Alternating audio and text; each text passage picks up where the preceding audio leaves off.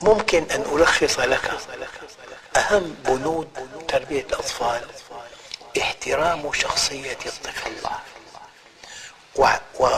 وأن تعرف فرديته.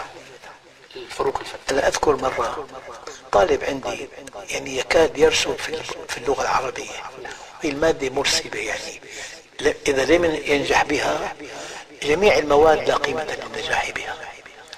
هو ضعيف بالإعراب بشكل غير معقول. أبقيته بعد الدرس، أعطيته بيتا صعبا وعرضته له وكتب الإعراب كليا، قلت له احفظه عن غيب حتى غدين. ثاني يوم كتبت البيت على السبورة، كلف الطالب عادي يعربه، ما عرف. طبعا أنا اخترته بيت صعب إعراب. طالب ثاني ثالث رابع الخامس هو أم عربه. الطلاب صفقوا له. أذكر تماما نال علامة تامة آخر العام. فالمربي أب بينمي الشخصية. لذلك كلمة لا تفهم أنت حطمته. أي كلمة سلبية ينبغي ألا يخاطب بها الطفل.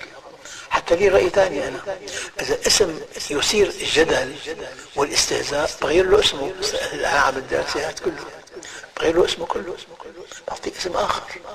أما في اسم يسبب عدوان، في عدوان استهزاء. نعم. فالبطولة المعلم مربي سيدي، والمعلم أب، والمعلم رحيم، والمعلم عالم متفوق بعلمه، والمعلم لا يرتكب خطأ أمام طلابه.